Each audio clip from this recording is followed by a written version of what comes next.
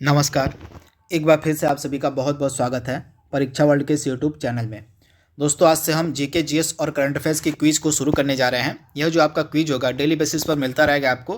Total इसमें 25 important question answer को हम कवर करेंगे, जो कि जीके जीएस और करंट अफेयर्स पे ये सभी प्रश्न आपके आधारित होंगे। तथा यह जो आपका क्विज है आपकी जो लेखपाल की परीक्षा आगे होने वाली है उसके लिए काफ़ी ज़्यादा इंपॉर्टेंट है। और आपका जो वीडियो का री एग्ज़ाम होने वाला है, यानी कि वीडियो का जो री एग्ज़ाम संभावित है 2022 में, उसके लिए भी यह जो क्विज है काफ़ी ज़्यादा इंपॉर्टेंट है। तो दो इंपॉर्टेंट परीक्षाओं के लिए क्विज हमने शुरू किया है, जीके जीएस और करंट अफेयर्स का। जो लोग लेखपाल की तैयारी कर रहे हैं उसको वे लोग इस क्विज को बिल्कुल ध्यान से अटेंड करेंगे, और जिनकी वीडियो की परीक्षा है दोबारा होने वाली जो परीक्षा वीडियो की है वे लोग भी इस क्विज को डेली बेसिस पे फॉलो कर लीजिएगा। तो चलिए आज के सेशन को शुरू करते हैं और देख लेते हैं कि आज का हमारा जो पहला क्विज है, इस क्विज में हमने कौन कौन से इंपॉर्टेंट 25 जीके जीएस और करंट अफेयर्स के प्रश्नों को सम्मिलित किया हुआ है। तो चलिए वीडियो को शुरू करते हैं। पहला प्रश्न आपकी स्क्रीन पर है। आपको बताना है कि उत्तर प्रदेश राज्य में 75 जिलों सहित कुल कितने मंडल हैं। जल्दी से आप इसका जवाब दीजिए। तो काफ़ी इंपॉर्टेंट प्रश्न है। इस प्रश्न का हमारा राइट आंसर क्या हो जाएगा? ऑप्शन सी, यानी कि उत्तर प्रदेश में जिलों की संख्या अगर हम बात करें तो टोटल 75 जिले हैं, और अगर हम मंडल की बात करें तो टोटल जो है आपको 18 मंडल मिलेंगे उत्तर प्रदेश में। तो ऑप्शन आपका जो सी है यहाँ पे बिल्कुल सही हो जाएगा। आपसे पूछा गया अगला प्रश्न, उत्तर प्रदेश राज्य में कुल राज्यसभा की सीटें कितनी हैं? काफ़ी इंपॉर्टेंट प्रश्न है, तो काफ़ी महत्वपूर्ण यह प्रश्न आपका है। इस प्रकार के प्रश्न कई बार एग्जाम में देखने को मिलते हैं। तो मैं आपको जितने भी 4 सीटें हैं उत्तर प्रदेश में, लोकसभा की, राज्यसभा की, विधानसभा की और विधान परिषद की, इन तीनों को मैं आपको 1 बाय 1 करके बता देता हूं। चारों आप नोट डाउन कर लीजिएगा, याद कर लीजिएगा, क्योंकि इन चारों में से कोई एक आपसे एग्जाम में डेफिनेटली पूछा जा सकता है। तो सबसे पहले अगर हम बात करें लोकसभा सीटों की, तो लोकसभा सीटों के बारे में एक फैक्ट आप याद रखिएगा कि उत्तर प्रदेश में जो है पूरे भारत में सर्वाधिक लोकसभा सीटें हैं। तो आप इसे याद रखिएगा, मैक्सिमम यानी कि मैक्सिमम जो लोकसभा सीटों वाला राज्य है वो कौन है? तो उत्तर प्रदेश में। आप इसे ध्यान से याद कर लीजिएगा। वहीं अगर राज्यसभा की बात करें तो राज्यसभा में टोटल 31 सीटें हैं उत्तर प्रदेश में। और उसके बाद अगर हम विधानसभा की बात करें तो विधानसभा में टोटल 403 सीटें हैं उत्तर प्रदेश में। और उसके बाद अगर हम विधान परिषद की बात करें तो विधान परिषद में टोटल कितनी सीटें हैं? तो टोटल 100, यानी कि टोटल 100 सीटें हैं आपकी उत्तर प्रदेश में। तो किस क्षेत्र में कितनी सीटें हैं? लोकसभा में, राज्यसभा में, विधानसभा में, विधान परिषद में, इन चारों को मैंने यहाँ पे बता दिया। इसका आप चाहे तो स्क्रीनशॉट भी ले लीजिएगा या आप अपना नोट्स बना लीजिएगा। यहाँ से एक प्रश्न तो आपके एग्जाम में देखने को मिलेगा, या तो लेखपाल में पूछा जा सकता है या तो वीडियो की परीक्षा में पूछा जा सकता है। यहाँ से एक प्रश्न।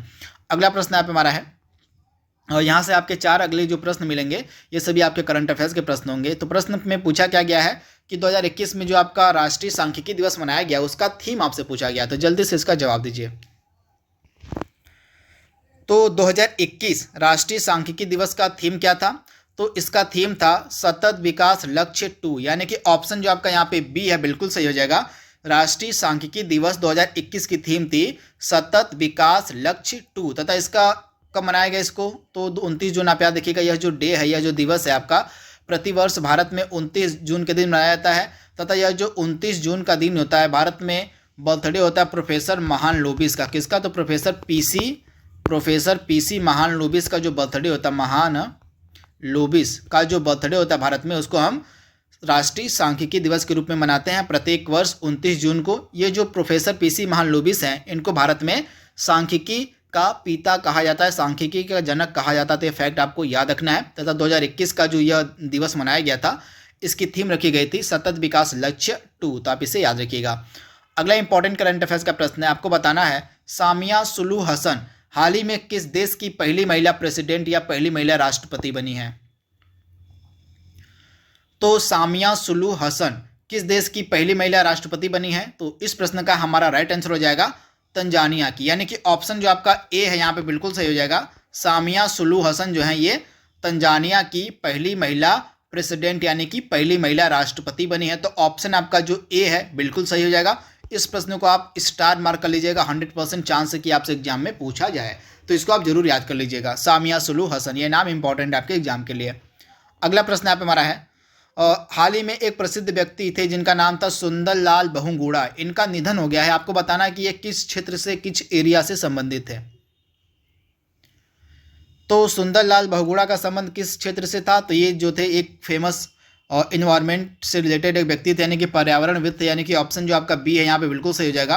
और चिपको आंदोलन का नाम आपने सुना होगा, तो चिपको आंदोलन इन्हीं के द्वारा शुरू किया गया था। इन चिपको आंदोलन से संबंधित थे आपके सुंदरलाल और सुंदरलाल बहुगुणा जो थे, ये चिपको आंदोलन से संबंधित थे तथा इनका हाल ही में निधन हो गया। तो आप इसे याद कर लीजिएगा, ये क्या थे, तो एक पर्यावरणविद थे। तो आप इसे ध्यान से याद कर लीजिएगा।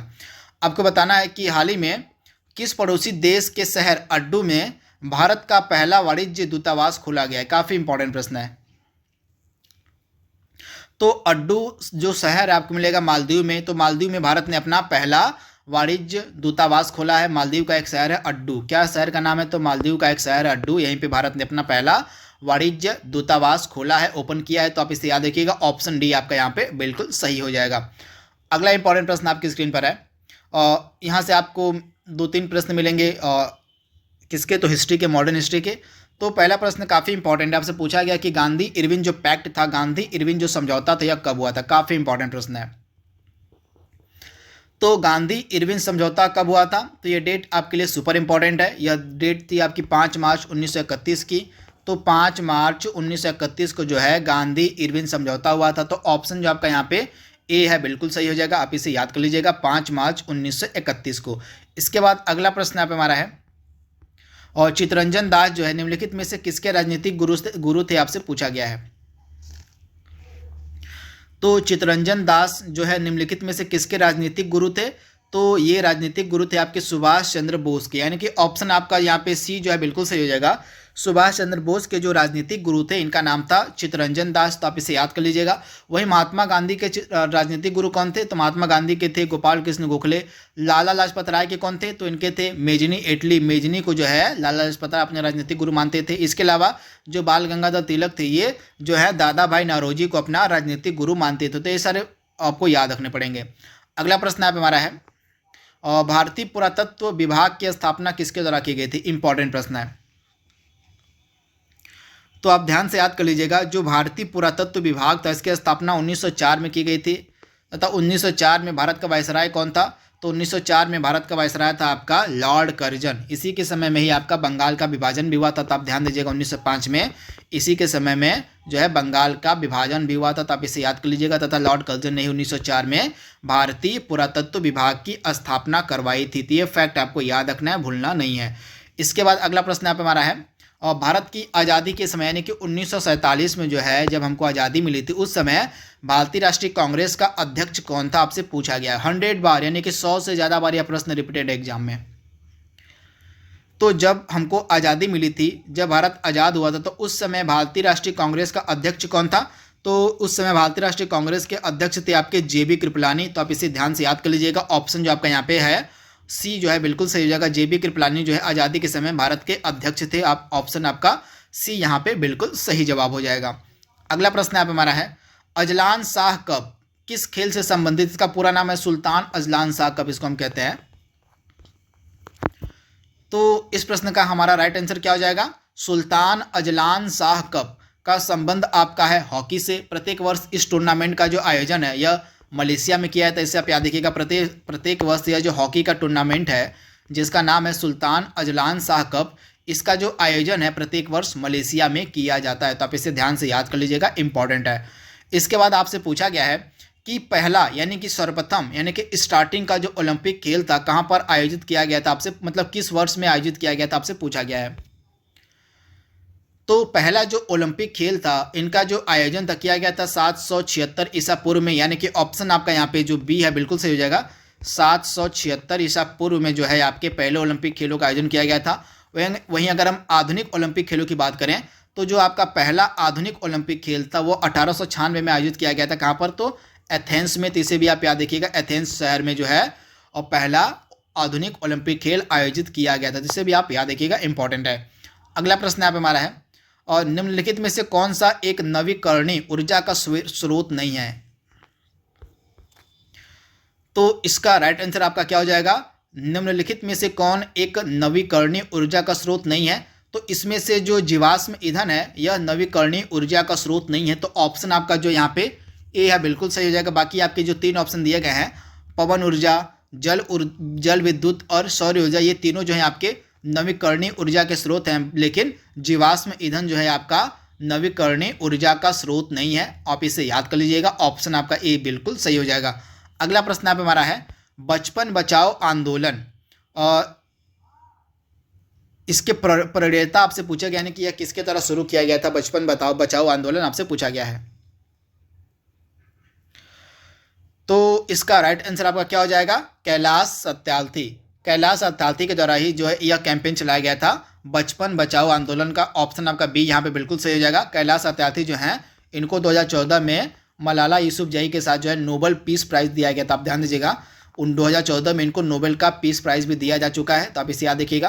तथा 2021 में इन्होंने एक फेमस बुक लिखी है जिसका नाम है सभ्यता का संकट और समाधान। आप याद देखिए, कोविड-19 सभ्यता का संकट और समाधान जो है इनकी 2021 की लेटेस्ट की बुक थी, तो इसे आप याद रखिएगा, इंपॉर्टेंट है, आपसे एग्जाम में पूछी जा सकती है। अगला प्रश्न आप हमारा है और पृथ्वी पर दिन रात की अवधि कहाँ पर समान होती है, आपसे पूछी गई है। तो पृथ्वी पर दिन रात की जो अवधि होती है कहाँ पर समान होती है, तो आप ध्यान से याद कर लीजिएगा, भूमध्य रेखा पर। और आपकी जो भूमध्य रेखा होती है यहाँ पर आपको देखने को मिलेगा जो जो दिन और रात यानी कि डे और नाइट हैं आपको एक समान देखने को मिलते हैं आपके भूमध्य रेखा पर, तो आप इसे याद कर लीजिएगा, ऑप्शन ए आपका बिल्कुल सही है। आपसे पूछा गया कि जो दक्षिण पूर्व रेलवे है इसका मुख्यालय कहाँ पर, हेडक्वार्टर कहाँ पर है। तो दक्षिण पूर्व रेलवे का हेडक्वार्टर कहाँ पर मिलेगा आपको, तो इसका हेडक्वार्टर आपको मिलेगा कोलकाता में, यानी कि ऑप्शन आपका जो सी है यहाँ पे बिल्कुल सही हो जाएगा। कोलकाता में आपको देखने को मिलेगा दक्षिण पूर्व रेलवे का हेडक्वार्टर यानी कि मुख्यालय, तो ऑप्शन आपका सी यहाँ पे बिल्कुल सही हो जाएगा, कोलकाता।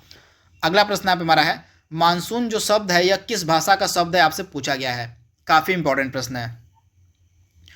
तो मानसून शब्द की जो उत्पत्ति है यह अरबी भाषा के शब्द मौसिम से हुई। आप याद देखिएगा, अरबी भाषा का एक शब्द है मौसिम, इसी से जो है आपके मानसून शब्द की उत्पत्ति हुई है, तो ऑप्शन आपका जो ए है यहाँ पे बिल्कुल सही हो जाएगा, अरबी भाषा का शब्द है आपका मानसून।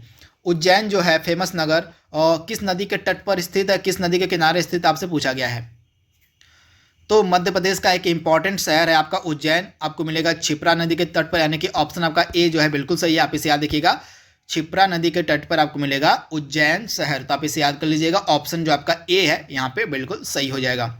अगला प्रश्न आप हमारा है और भारतीय संविधान की कौन सी विशेषता इंग्लैंड के संविधान से ली गई, आपसे पूछा गया है।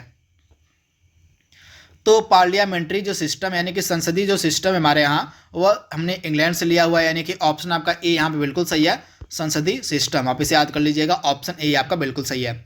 अगला प्रश्न आप हमारा है भारतीय संविधान की जो तीसरी अनुसूची है इसका संबंध किससे है। तो तीसरी अनुसूची का संबंध आपका ओथ और एफर्मेशन से यानी कि शपथ और प्रतिज्ञानों से है, तो राइट आंसर आपका क्या हो जाएगा, ऑप्शन सी यानी कि शपथ और प्रतिज्ञानों से संबंधित है आपकी तीसरी अनुसूची, तो आप इसे याद कर लीजिएगा, काफ़ी इंपॉर्टेंट है। एक चीज़ आप एक्सेप्शन मान के याद कर लीजिएगा, इसमें जो आपका तीसरी अनुसूची है सभी बड़े बड़े अधिकारियों के शपथ और प्रतिज्ञानों का जिक्र है, परंतु राष्ट्रपति से रिलेटेड जो शपथ का प्रावधान इसमें नहीं किया गया है। तो किसमें है, तो राष्ट्रपति से रिलेटेड जो शपथ का प्रावधान है वह किया गया है आर्टिकल 66 में, तो आप इसे याद कर लीजिएगा, राष्ट्रपति का शपथ का प्रावधान इस अनुसूची में तीसरी अनुसूची में सम्मिलित नहीं है, तो ये फैक्ट आपको याद रखना है, भूलना नहीं है। इसके बाद अगला प्रश्न आप हमारा है, क्या कह रहा है देख लीजिए, और किस अनुच्छेद में यह अंकित है कि भारत अर्थात इंडिया राज्यों का एक संघ होगा, काफ़ी इंपॉर्टेंट प्रश्न है।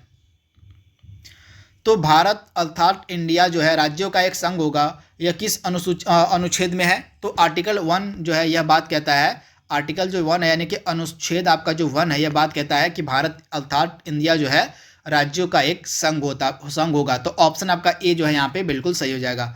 इसके बाद जो अंतर्राष्ट्रीय शांति की बात है किस अनुच्छेद में कही गई, आपसे पूछा गया है।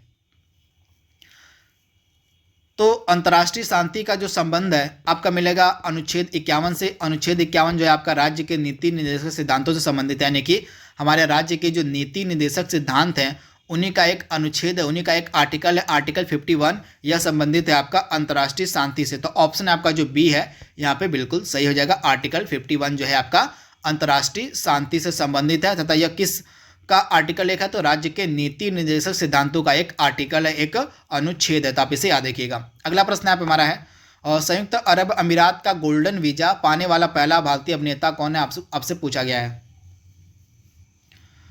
तो काफ़ी सिंपल सा प्रश्न है। इस प्रश्न का राइट आंसर हमारा क्या हो जाएगा, संजय दत्त को जो है हाल ही में जो संयुक्त अरब अमीरात उसने गोल्डन वीज़ा दिया था। तो आप इसे याद रखिएगा, ऑप्शन आपका ए यहाँ पे बिल्कुल सही हो जाएगा, संजय दत्त। हाल ही में किन दो राज्यों के मध्य वाटर फॉर वाटर फार्मूला का समझौता हुआ था, काफ़ी इंपॉर्टेंट प्रश्न है। तो वाटर फॉर वाटर का जो फार्मूला था यह किन दो राज्यों के मध्य हुआ था, तो हाल ही में काफ़ी कंट्रोवर्सी चल रही थी। तो यह जो फार्मूला आया था निकल के, वो आया था कर्नाटक और महाराष्ट्र के मध्य। तो आप इसे याद रखिएगा, कर्नाटक और महाराष्ट्र के मध्य यह वाटर फॉर वाटर फार्मूला आया था। तो आप इसे याद रखिएगा, ऑप्शन जो आपका यहाँ पे सी है बिल्कुल सही हो जाएगा। आप इसे याद कर लीजिएगा, कर्नाटक और महाराष्ट्र के मध्य। आज का लास्ट प्रश्न यहाँ पे हमारा है, निम्नलिखित में से कौन जनपद यानी कि जिला स्तर पर कार्यरत है, आपसे पूछा गया है। तो इसमें से जनपद यानी कि जिला स्तर पर जो कार्यरत है वो है आपका केंद्रीय सहकारी बैंक, यानी कि ऑप्शन आपका सी यहाँ पे बिल्कुल सही हो जाएगा। जो केंद्रीय सहकारी बैंक है ये जिला यानी कि जनपद स्तर पर कार्यरत हैं। तो ऑप्शन आपका सी यहाँ पे बिल्कुल सही हो जाएगा। तो दोस्तों यह हमारा पहला क्विज था यूपी लेखपाल और ग्राम विकास अधिकारी के लिए। आई होप यह क्विज आपको पसंद आएगा। तो आज के लिए बस इतना ही। Thank you, thanks for watching, thank you.